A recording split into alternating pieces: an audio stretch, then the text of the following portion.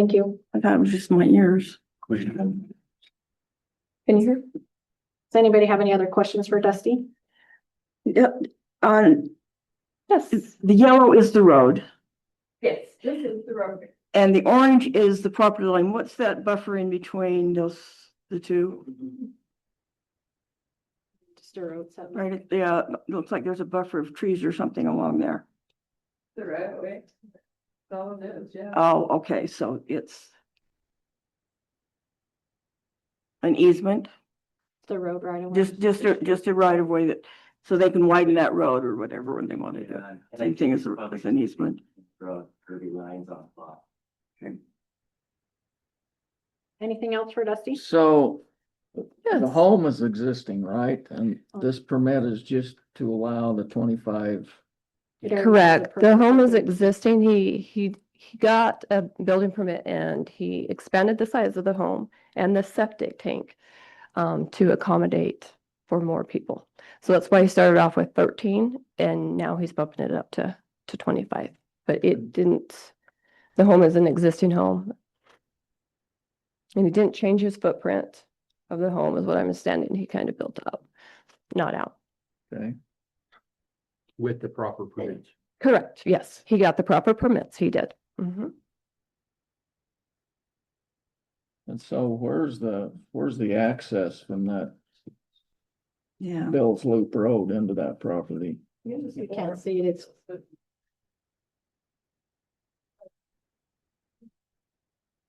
It's hard to see into the tree, but you just color it up there.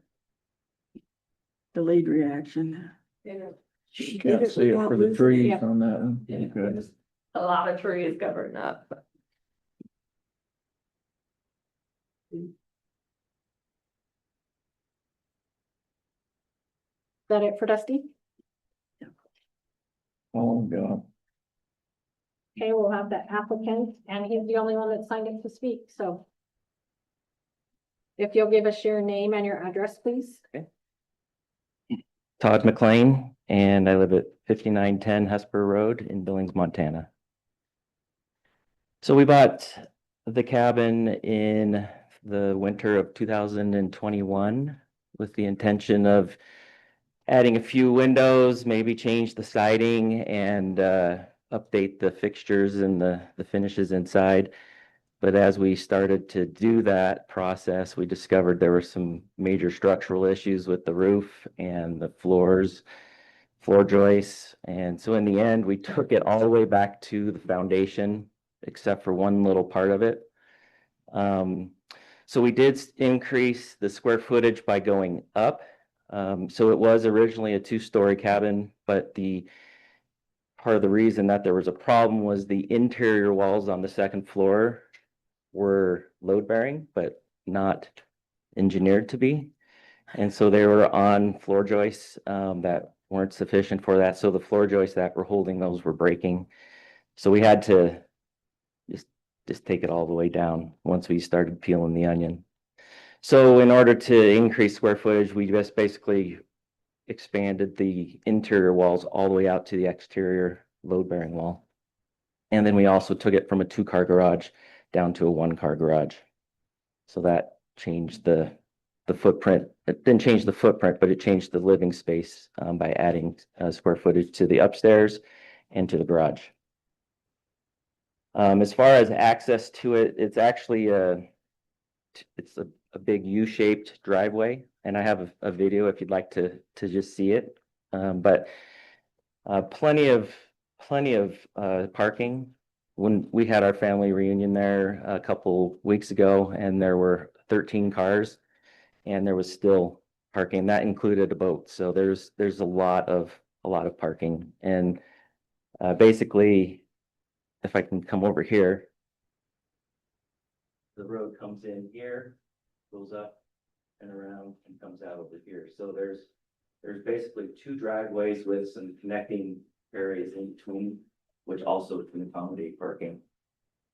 So it's really not an issue for. So there wouldn't be any need for parking on the road. No need at all, even with boats. And that lot next to it there's no home on that one? There is Where all not. the parking? I don't know if it's ever going to or not, but Will that be used the winter? yes. So snowmobiles and trailers, it could be, Yeah, I warn them, you can't bring your long ones because it's a tight radius on that curb, so. yeah.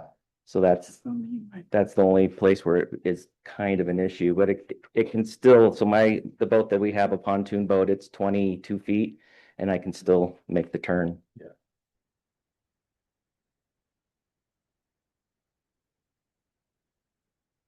As far as noise goes, we do have posted on our fridge with the burn ordinance that quiet hours are 10 till 8 actually. But we always hear boats early in the morning because the water's good at early. You can hear them with their music going up and down out on the lake. So you can't control that, but we do post it 10 until 8 o'clock in the morning, 10 at night to 8 in the morning. Septic was upgraded twice. So originally the contractor that put the septic tank in didn't realize that we were going to have that many. He just based it off of the number of bedrooms. And so built it according to the regulations that he understood. But in order to meet the up to 25 people occupancy, we had to change the whole septic tank or whole septic system and then add on to it later, which is what we did last fall. Which was a pain because it would have been nice to have done it all in one go, but it is what it is. In District 7, they've signed off on the septic system for 25 people. Yep. With the extra space, if it needs to be redone, which is kind of in the middle between the roads.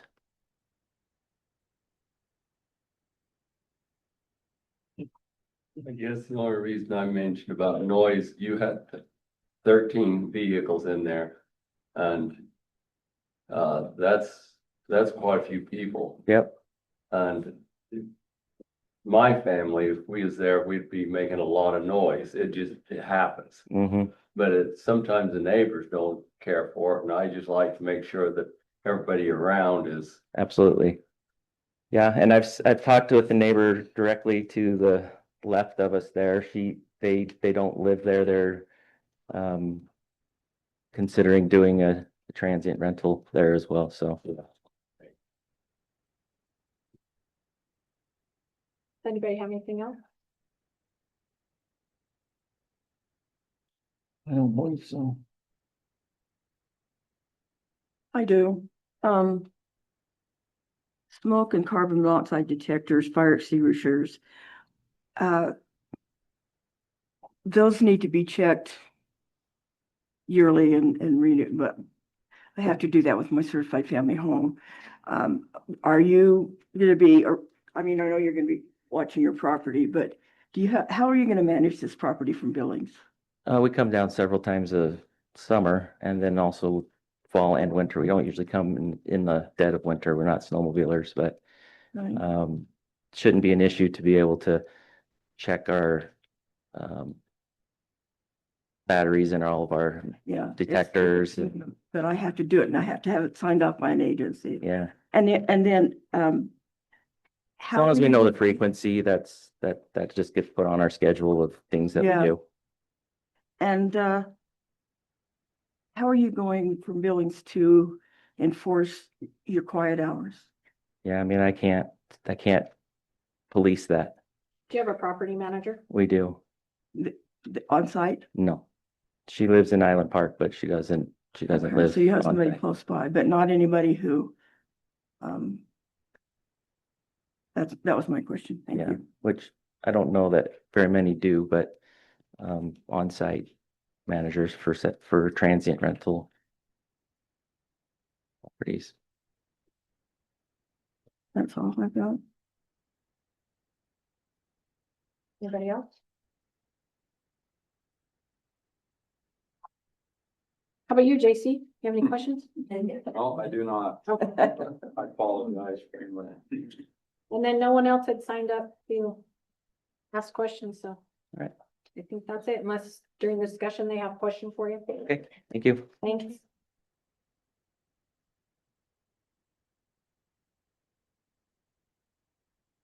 So is there any discussion or someone want to make a motion?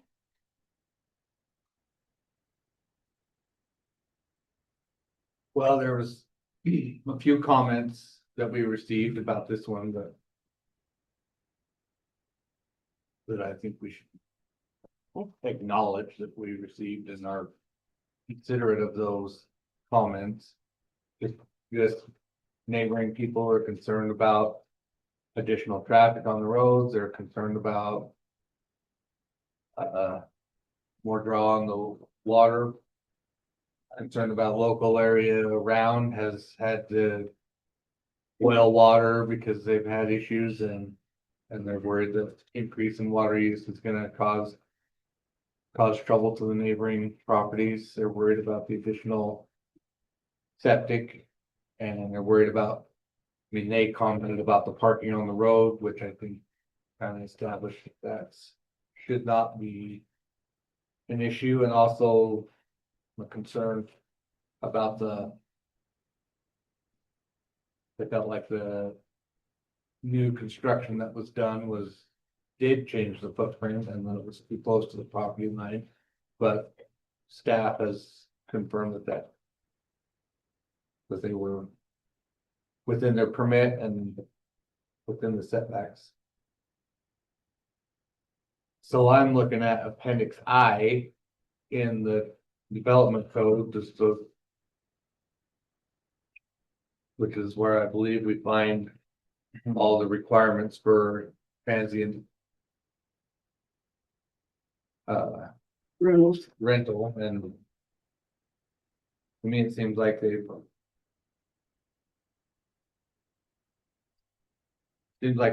meet the standard here. I'm not seeing any place that gives me a question that we can. I understand the concerns of the neighborhood and the neighbors, but I don't really see a way. I mean, I don't really see any place in the code that this application falls short. My only concern is the parking, 35 people. 25. 25, 35 was 25, but the house takes up half that lot. And there's also a carport and anyway, and so, and I know everybody's not gonna bring, all of those 25 will each have their own car. I'm sure there'll be family groups and whatever. But my concern is that, and there's never enough. I have friends in Island Park who have short-term rentals and they have problems with noise and with parking. And Fremont County doesn't have an enforcement agency to do anything about that. So we just want to make sure that you're going to Video of the parking. can you show it to me with parking for 25, 25 people? Why did I get 35? So Anyway, staff did an on-site visit. Yes, so, and in your staff report, you'll see Ben went out and did that. Ben was actually physically on site and he signed off on the parking that says sufficient. It's the second to the last. and who was that? Ben. Was- So right, yeah. Of course I picked over it. Off-street parking, it says sufficient parking for all vehicles. And trailers. And trailers. What, so I mean, I have a note in my code that says it's one space for 4 advertised occupants. One What they're space for, required to have. One space for 4 advertised occupants. So oh, okay, this would have to have 7, right? okay, so then we should be good. What's How that? big is the space? I don't.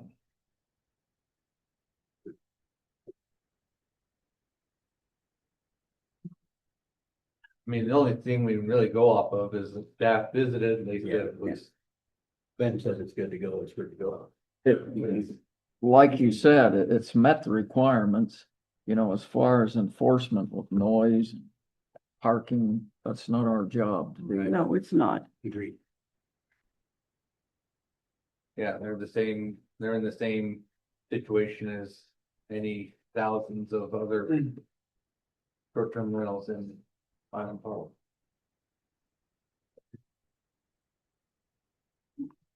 Any other questions? Well, I think as far as noise too, is people on my permanent street that I live there permanently, not always obey what they're supposed to.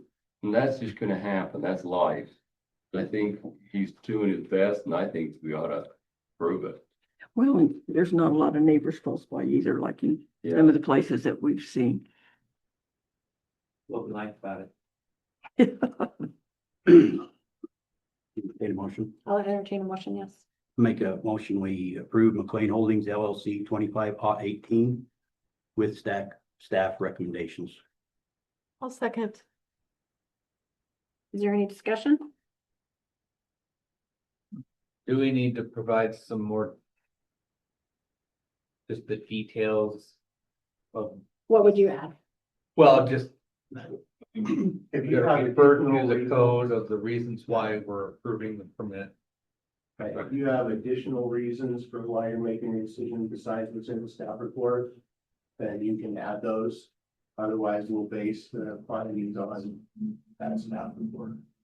Yeah, that's, And you're good with that? yeah, It seems like it covers everything. Now, the staff recommendation is,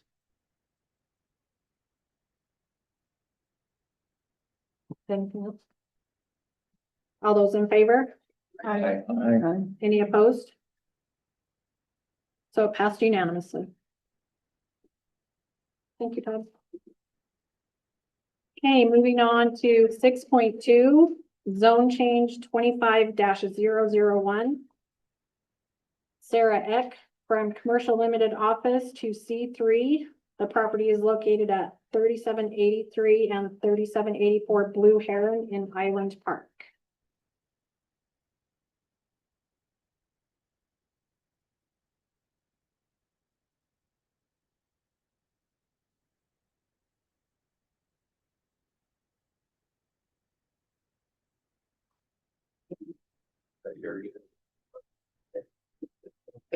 Okay, Find it on.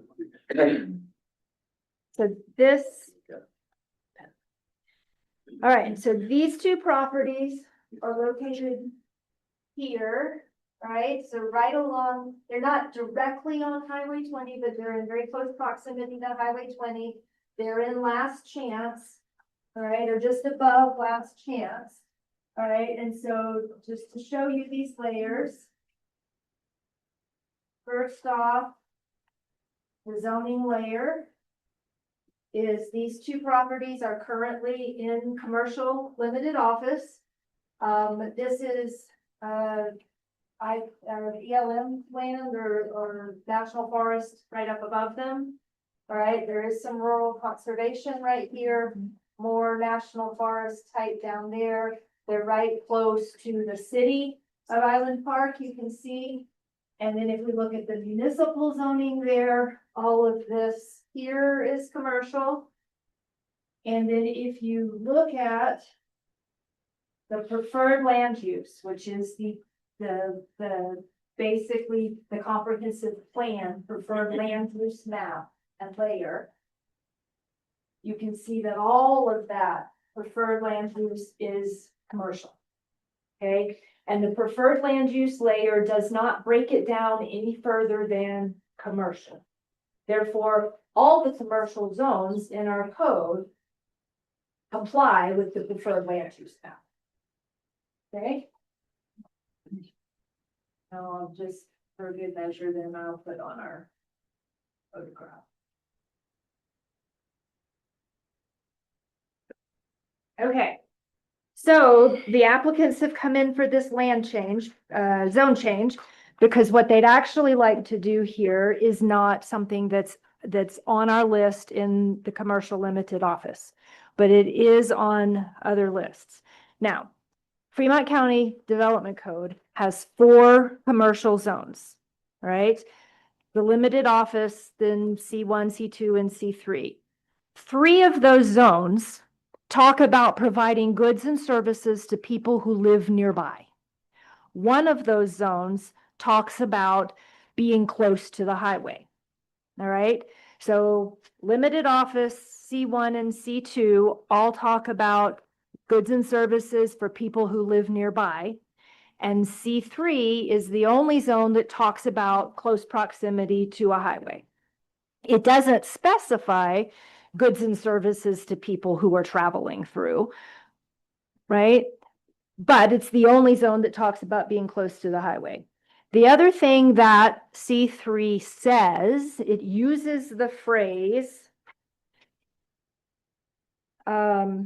large-scale commercial structures. It doesn't say only large-scale commercial structures, but it says large-scale commercial structures.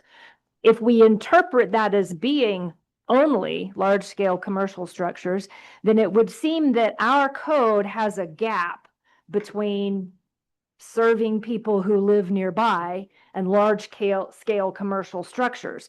We don't have a slot currently for a small business serving travelers, right? If you go strictly by what those words and if that's how you interpret that.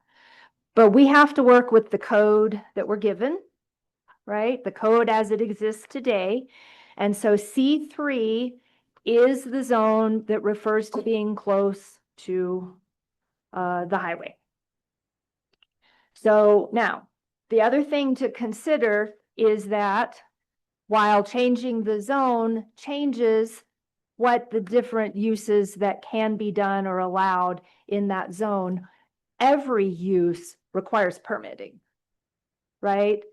Everything any owner for any property wants to do in any zone, they have to come in with a permit.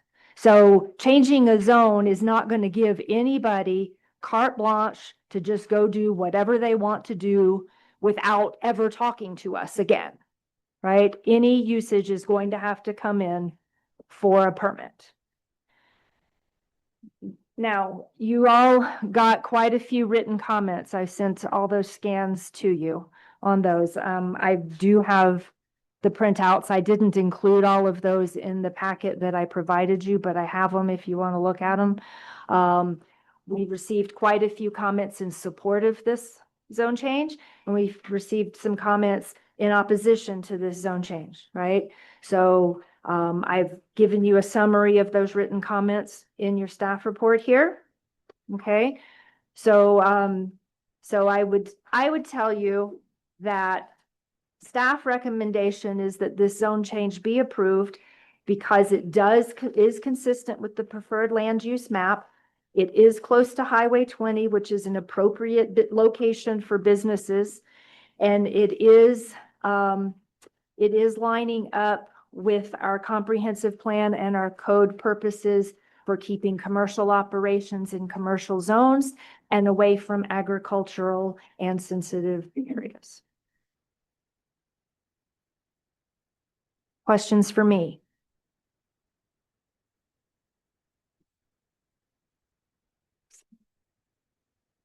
No questions for Sarah right now?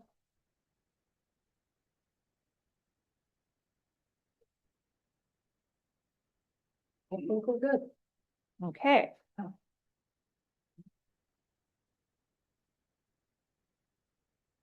So now we'll have the applicant or the applicant's representative come up. And if you want to state your names and addresses. My name is Sarah Eck, and this is my partner, Mike Mellencamp. We live at 3783 Blue Heron Lane. And I'm a little nervous, so I just wrote this down. I'm going to read it off for you guys if that's okay. And I do have copies for everybody if they would like it. Thank you. Good evening, commissioners. My name is Sarah Eck, but everybody knows me as Linz. And I'm here to request a zone change from commercial regional to C3. We chose C3 for 2 big reasons. First, it's the only zone that allows both a dog boarding facility and a campground without a conditional use permit. Second, our property is right off Highway 20, and C3 is the most logical fit for highway-accessible businesses serving travelers and locals alike. It's also worth pointing out our parcels already meet the size standards for C3. And importantly, we believe Fremont County should be utilizing properties that are already zoned commercial, like ours, before expanding new areas into commercial. Now, most of the public comments submitted supported our request, and a few opposed it, and I'd like to touch on those. One neighbor said our request is unreasonable and goes against the comprehensive plan's goals for stability and community character. The truth is, every property on Blue Heron is already zoned commercial. Some have houses grandfathered in, but the zoning itself is not residential. With growth happening around Last Chance, the real question is whether stability comes from relying on grandfathered residential or from using commercial zoning that's already in place as intended. Another neighbor said C3 doesn't support the rights of landowners, but C3 actually has strong protections built in, like buffers, setbacks, open space, height limits, and noise controls. These are the very standards designed to make sure businesses are compatible with their surroundings. And looking what's already happening nearby, our request fits right in. Blue Buffalo Campground converted into cabin rentals just north of us. Half a mile south on Highway 20, a brand new 44-unit campground just opened. Trout Hunter, Angler's Lodge, the Pine Cone, Texaco, the laundromat, rental shops, guide shops, and the new Ace Hardware are also close by. This corridor is already a hub for visitor-serving businesses. Mike and I have been planning this for over 2 years. We're not doing this willy-nilly. It's a decision we've thought about, and we've done our homework to make sure it makes sense for us, for the county, and for our neighbors. We respectfully ask that you recommend approval of our request for C3. Thank you again for your time, and I'm happy to answer any questions.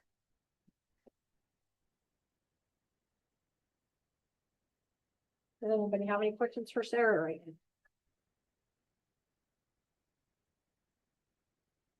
This says, I'll take my eyeballs off of it. You're gonna have 10 hookups this first year. That's the goal. We're going to do it in phases. Yeah, but this, no, you don't mean this year? No, Okay. starting. Okay, because this to me, all right, that's what I want to know. So 10 next year and then, Yeah, we'll start building in the spring as soon as it dries out. thank you.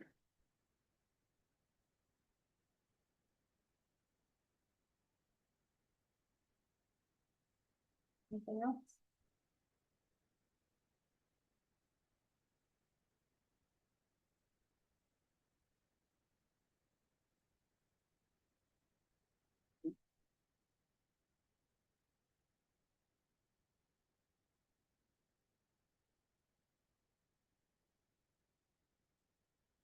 Are they good for a minute? Yes, Yeah. I don't have any questions. Thank you. We'll get a chance to come back after. Thank you.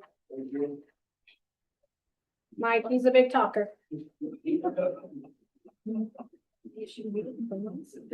Yes. So now we'll open it up to the public comment. The first person on the list is Skylar Judd, followed by Jeff Roberts. And if you'll state your name and address for the record, then you get 3 minutes. How many minutes do I get? 3? 3. Oh, I'm gonna have to talk fast. My name is Skylar Judd. I live on 3790 Blue Heron Lane. I've lived there since 1978. And my comments are specific to the C3 designation. Last Chance, as you probably know, has seen lots of development and is having lots of development right now. None of that development, in my understanding, is C3. It's either C1 or C2. Some of those developments, one of them is an RV park. Several of them are small cabins for tourists. The hardware store that will serve all of us. So that's in the Last Chance area. We're up just a little ways. My main concern on this road is it is a 1-lane dirt road. Okay. Their property does not abut the highway. So they have to go through this curved, narrow road right here to get to the highway. RVs are big. And an RV trying to get out around that curve. It's going to be going very slowly, taking up the whole space.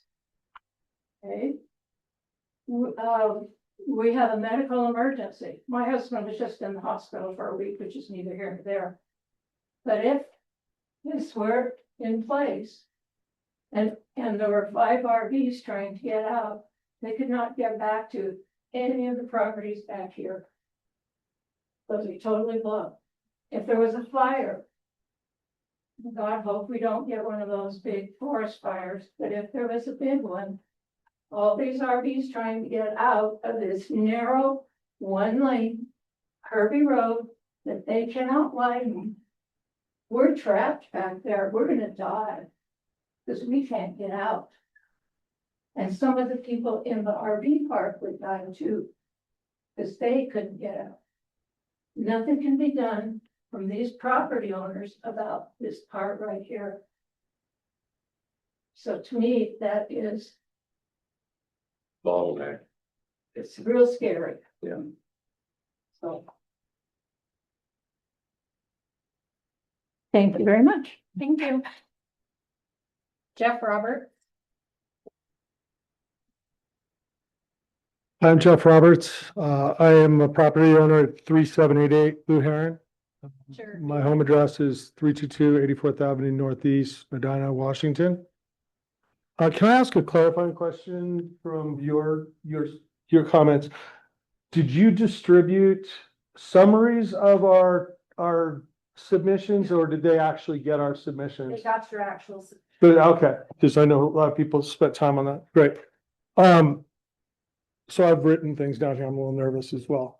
I'm Jeff Roberts, and I'm here to voice opposition to application 25001 as a neighboring landowner on Blue Heron. We wish to express our strong opposition to the proposed rezoning from limited office to commercial regional zone C3. The approval would directly conflict with the county's comprehensive plan and the purpose of the development code. Spot zoning a 6.6 acre parcel to the least restrictive commercial designation available, which is C3, will result in scattering of inappropriate land uses, which is directly in conflict with the code as it's written. It would allow for large-scale development on a relatively small parcel where the adjacent land holdings would undoubtedly be affected. This request does not really benefit the immediate community, and that is part of the definition of the LO designation. And it's questionable whether it would really serve the broader upper Snake River region as C3 designates. There's been a lot of talk. There's a lot of campgrounds that have gone in the last chance part of Island Park, a lot of it, and it's continuing. And then obviously with the development in the Blue Buffalo, that has turned into quite a big development up there for summertime travel or temporary travelers coming through. This application threatens to diminish the value and the value and attractiveness of all the landowners in proximity to the application's parcel. The vast majority of the landowners in the LO district have stated opposition to this change. And it poses a risk to all the landowners who accepted the development permitted inside the LO zones. And it disregards the value of the community and the unique environment and what an LO zone really does for a community. The purpose of the code is to promote the health and safety and general welfare of the people in the Fremont County. So please consider all of us who have time, who've invested in this LO district and the benefit of the growth of this regulated growth, the growth. You know, the applicant's intended use, it really doesn't matter in this zoning request. Plans change, things happen, things could, be sold tomorrow. That's time. Thank you. Thank you. Kristen Smith and then Ken Hope.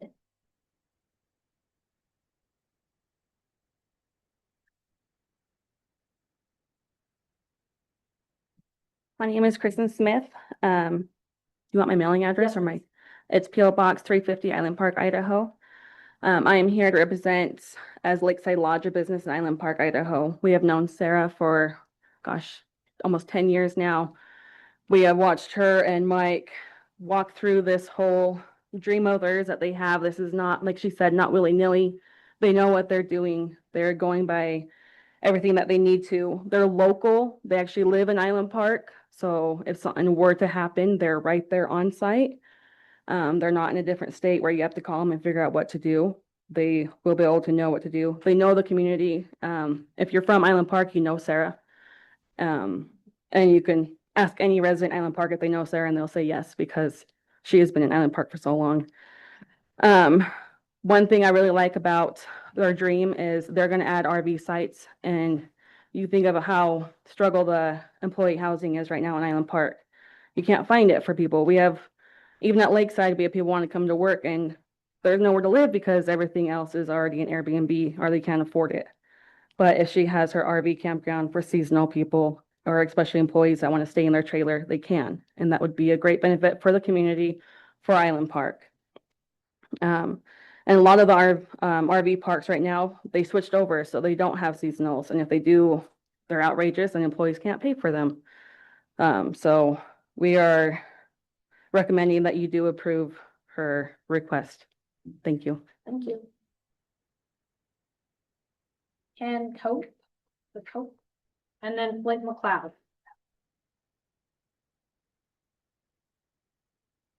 Ken Cope, I live on 3804 Great Horndale, is in Island Park. And I'm here in support of the project. I think it will benefit the community with the pass-through traffic going through and keep, I mean, if you go anywhere out there, you get a lot of, guess boondockers camping in the forest, and who knows what they're doing. You know, that raises a fire concern and everything else, and they're building their own homemade fire pits and things like that. And I think it's a good idea to have a lot of past this, you know, summertime use of that property will be just a campground and a doggy daycare, which the campers will use. And it, as Kristen said, it will support the transient labor force up there. Because the summertime, they're always looking for employees and people to work, but no place to live. And the price of housing with the short-term rentals and everything else very expensive. So I'm just here in support of it. Thank you. Thank you. Flint McLeod. And then Anthony.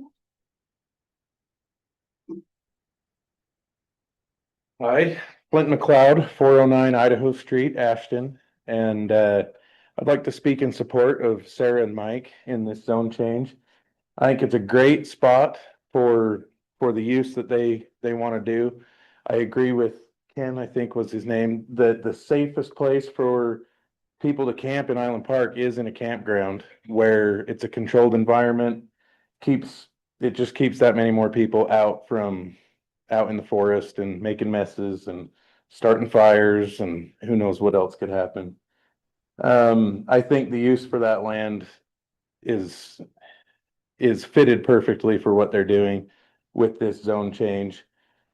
And like we heard from the staff, it's already intended for commercial use. And so I recommend that this be approved, and that's my thoughts for tonight. Thank you. And Anthony, and then Zach Eby.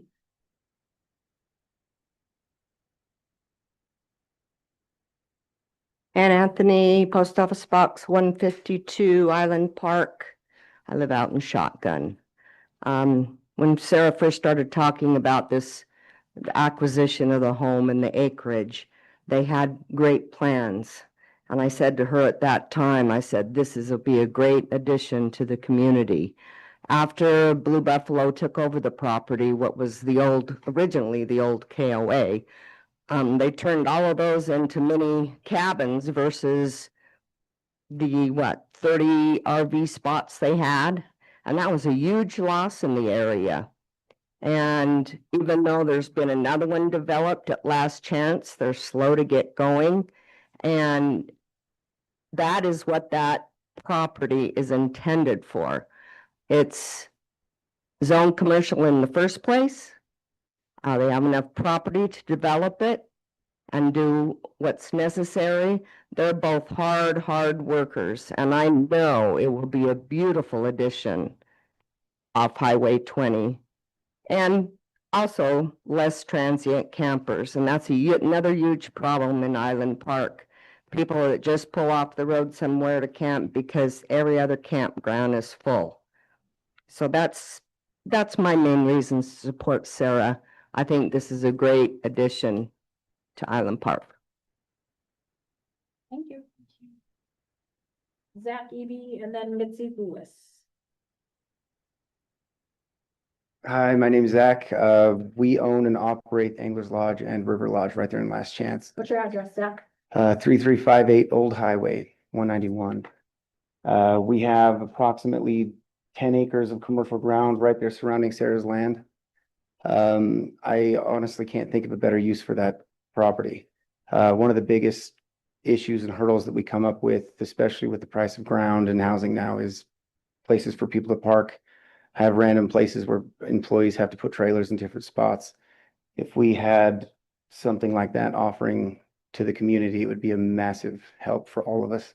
So I'm in huge favor of advocating for this change for the commercial zoning for her. Last thing, she's, you know, a local kid like I was, grew up there right in the area. I think development in that area is, as we've seen, is inevitable and going to continue to go. It might as well be someone that's one of ours. I can't think of a better person to be the steward of that property right there at that spot. Thanks a lot. Thank you. Mitzi Lewis. Mitzi Lewis, 3358 Old Highway 191. I have grown up coming here seasonally every summer. I've worked here for the past 2 years and have now made this full-time home. So that being said, I've seen the seasonal problems of the workers not being able to have a place to live. I've seen the problems of people coming in and not knowing the town, not knowing the history and the problems that come up when you have people visiting. When you have people from all over the world coming with different cultures, different lives, they don't know the regulations that come up that need to be protected in this town. Sarah's lived here. Sarah doesn't just know this seasonally. Sarah knows Island Park. Sarah is Island Park. Because of that, she's going to protect this land no matter what comes up. Like Zach said, you're going to have someone come through and do this no matter what. You might as well have somebody who knows the land and is going to protect it. Thank you. Thank you. So that's the last speaker on the list. Sarah, did you want to come up and rebut anything?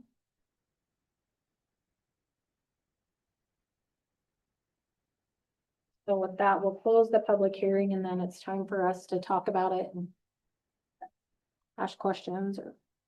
I think the only thing I can see is it says that C3 has to have direct access to roads which are capable of carrying the traffic generated.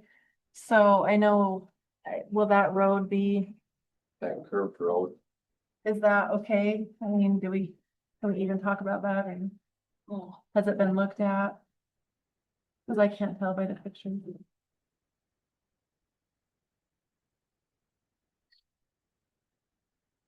that a question for Sarah or? I don't know. Yeah, I mean, we have a 45-foot dual class A motorhome and we got in it just fine. I'm more thinking like for fire safety, you know, people coming out while fire trucks are trying to get in. Is it big enough for? We had a letter from, isn't there a letter from Keith? Yeah, I thought there was, I didn't see one. and I couldn't find it. I didn't see one. You seen the one from the last? That was the last one. The last?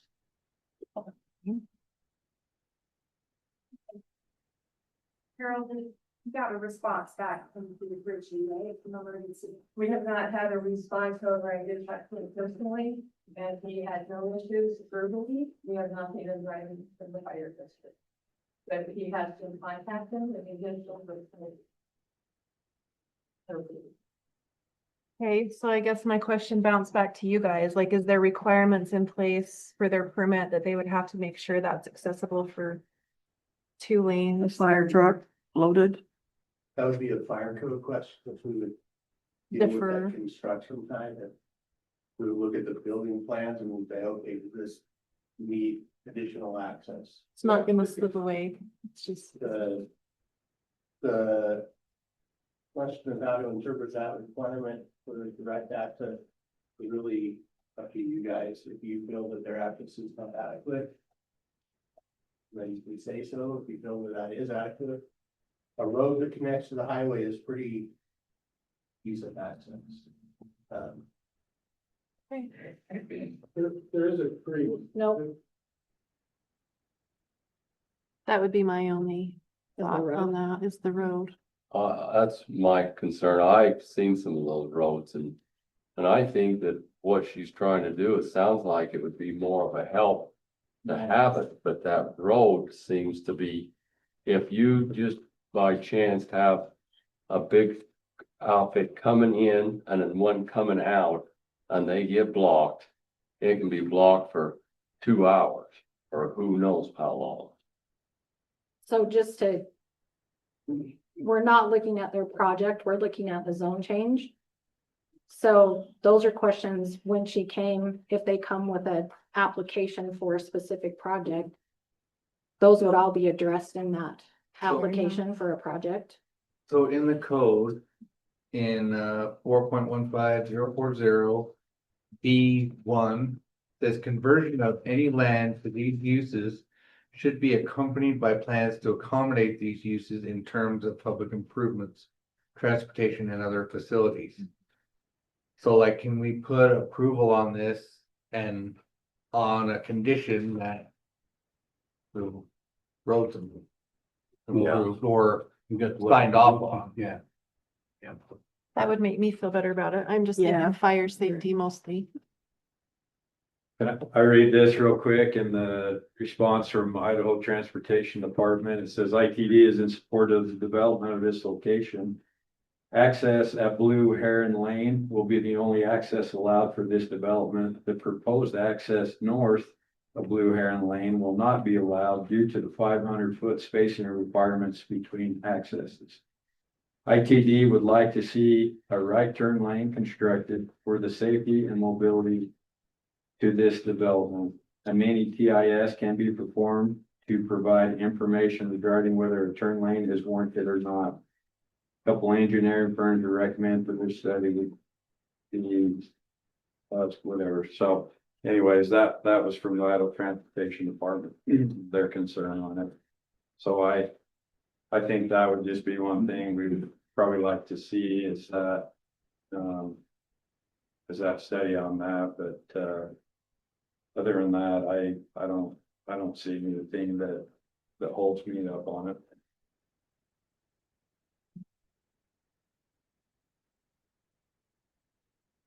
Anybody else have anything? Yeah, according to the map in here, this whole property is freshwater emergent wetland. So there's, you have their study. Where, which, So the next in page the is, stuff that I had sent you previously. oh, okay, Right, and. but it's so not in here. Probably not, the whole study is not printed out for anybody to read. I had to read all of this on my phone. Cause anyway, so it's possible that Right, so, and then in the, what you have printed out, there is a hand-drawn here it is. site plan proposal. Right, It's here, Pibble Environmental, I did see it. yeah, Hmm. and then. Yeah, there's this, in the packet that you have on your desk there's this hand-drawn thing. Yeah. And what's that? sorry, that didn't come out really good in the copy, either. Over here on the right side is where the wetlands are. Mhm. And that's where the Kegel study has shown that the wetlands are. And she has got that as her open space but again, that is for the project, not for the zone change. But we have to kind of understand a little bit of the project to make the zone change here. Yes, but she has addressed the wetland question. I have a question, or maybe staff can answer. How many residential homes are on Blue Heron Lane? Back behind this project? Look that on the map, 2 or 3. I think there are 2 back behind it.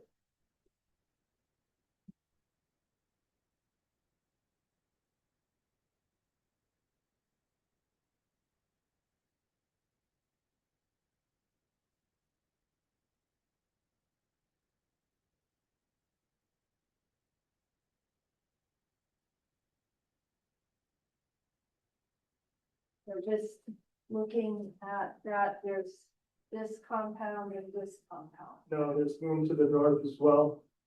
This isn't, oh, okay, there's one there too. There's two on the one in the center, Okay, and then 2 residents live on your south. Alright. On your land, there's 2 residents. one. And that's the only road going in and out. Yes. When the hell did they get that?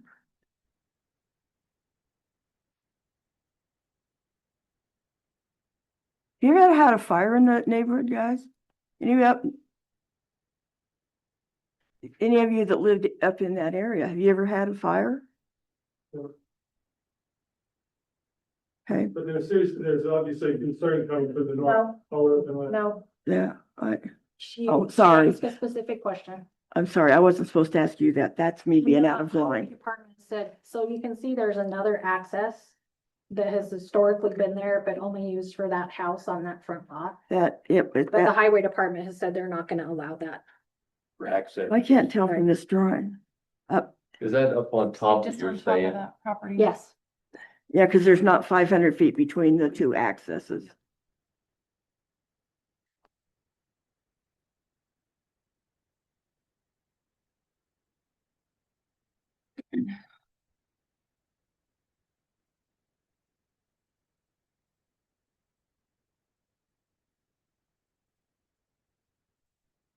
Is there anything else?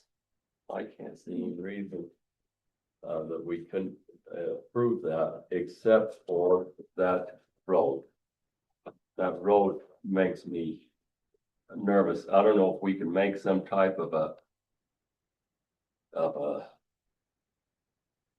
deal if that has to be changed for us to change this zone. Is that a county road? It's a private. Is it a private road? I've talked to Do they- Director from Fremont Road and Bridge twice and verbally had it confirmed that it's an unmaintained county road. An unmaintained county road. Okay, thank you.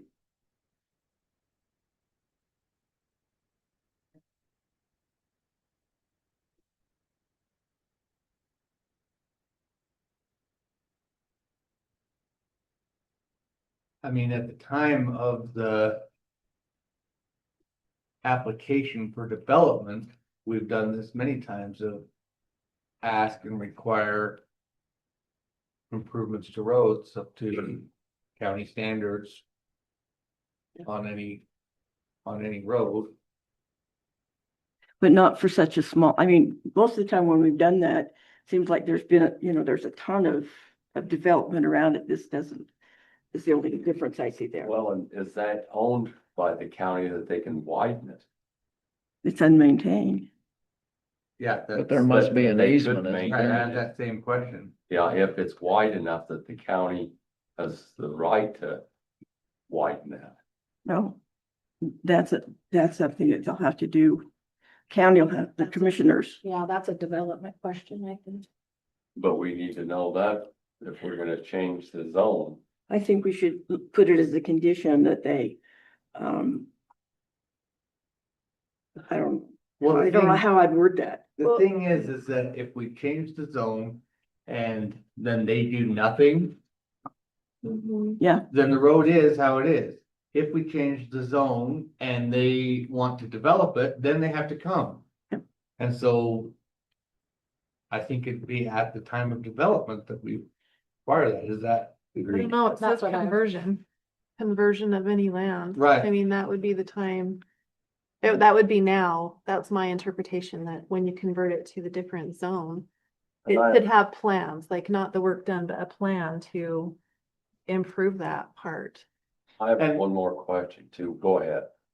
Well, I mean, I don't. I get what you're saying. I don't like to put the condition on it to just get the zone change, Yeah. but I mean, I think they should be able to live with that because if they're gonna develop, then they need to change the road. So if we make the conditions, the zone change conditional on them improving that road, and then they do nothing, Mhm. then the zone stays as it is and the road stays as it is. If they want to come in with an application to develop, then they gotta improve the road, right? But they would have to improve the road before the application. but if it's a county road, they can't maintain it. Well, that's another question. That's a question. Is it, can they do that or? Can we? Would the county have to do it? Whatever to do that. Yes, you can require them to approve a road to meet the requirements of their development, Right. even if it's a county road. Oh, And they would work that out with the road and bridge department, whether they hire a contractor to do it or whether they pay the road and bridge yeah, department to that's do it. right. Usually they would hire a contractor, but that can be dealt with on a case by case basis. I have a question. Now, what if we change that zone? Is that gonna, sometimes people want a zone change and then the next person says, well, if you did it for me, can I do it for me, for somebody else? And is it gonna be a rat's nest that we start here? It's already zoned commercial. It's just an upgrade of the zone. Yeah, because it's already commercial. And on the county's land use map, that whole area is zoned commercial. Yeah. So between 1 and 3, it's probably not a big deal. I don't think so. Okay, Sarah, I that's think kind of a pointed question. that out. Not in that area. Anybody that was gonna do anything anyway would still have to come apply for the permit. So it would still come before. Okay. Well, that's the only question I have. It sounds good, just the road thing and. I mean, we have a responsibility to.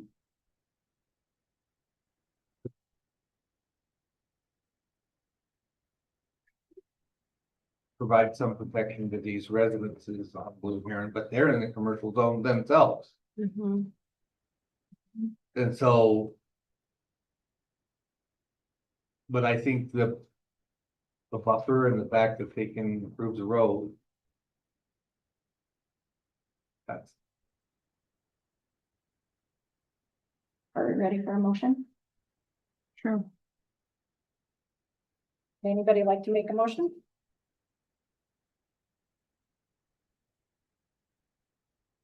Madam Chairman, I'll motion to approve the zone change.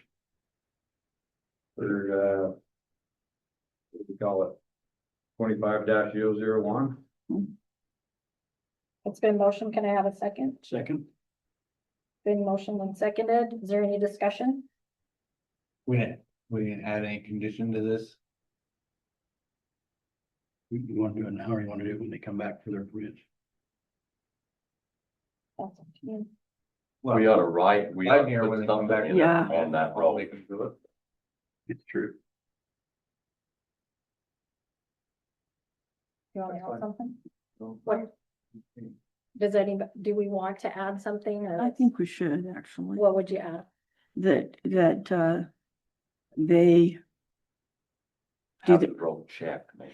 I'm gonna say, work with the county to determine what Whether it's good enough now or it needs. As a condition for the zone change or would they come back for it?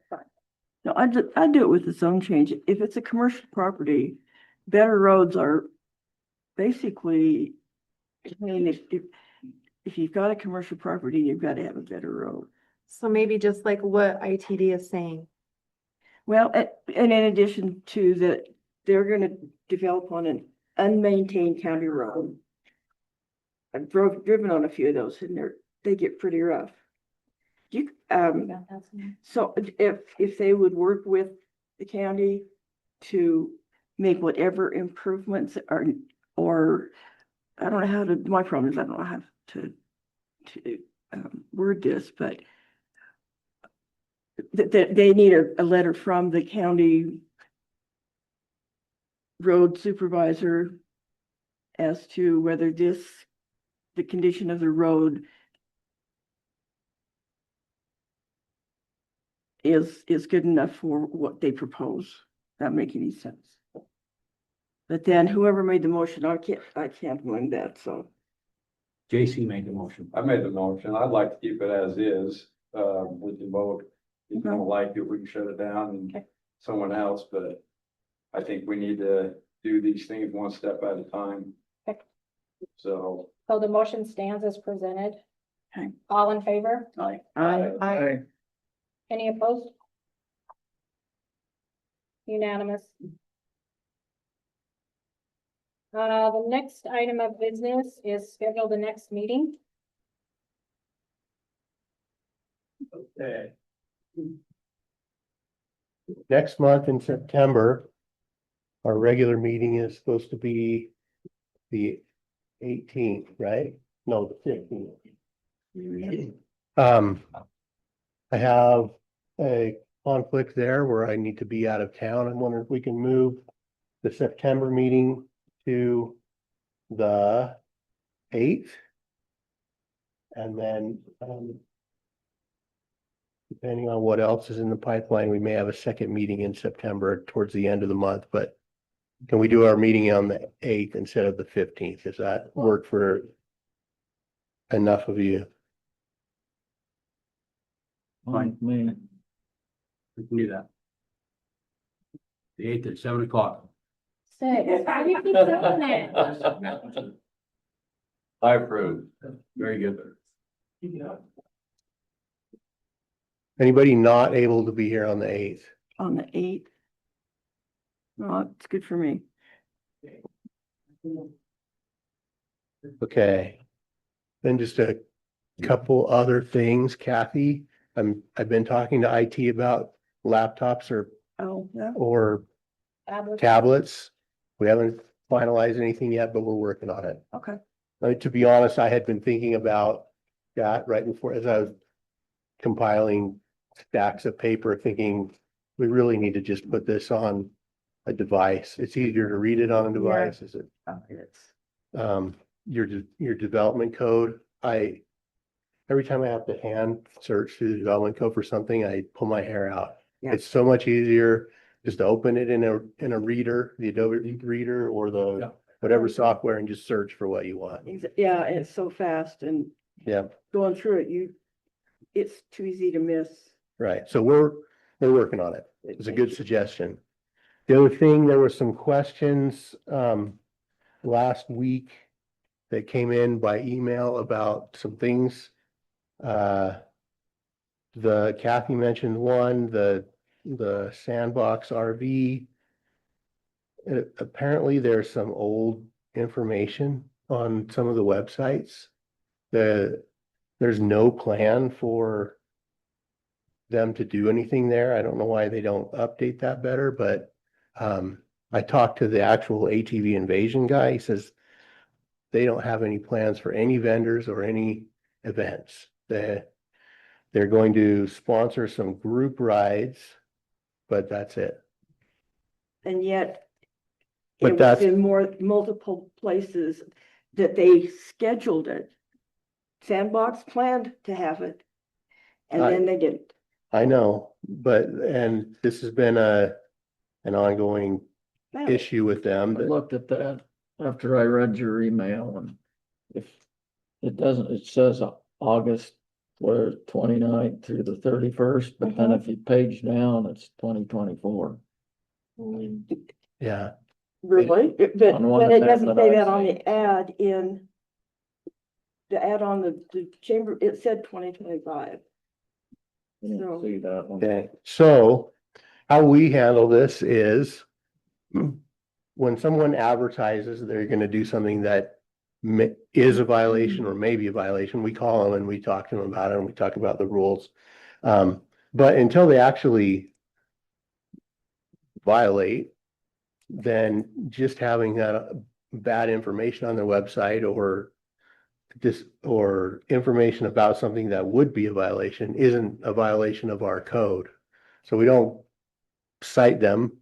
If those dates roll around and they do something that they're not supposed to do, we'll start that enforcement process on them. We'll send them the notice, we'll talk to the attorney about filing charges, whatever goes along with that. But until then, there's not actually a violation that we can cite. Then there was a question about earthwork being done on the flats. That is the storage unit. Storage unit, yeah. I don't know where or why the information circulated that it was the Button property, but it's not, it's the storage units. And that's it. That's all I have for today. Thank you. Yep. We have a motion to dismiss. I am. Motion we Oh, I second. Wow, wow, that was quick on that. All those in favor? Aye. Everyone in favor? I. Unanimous. Thank you.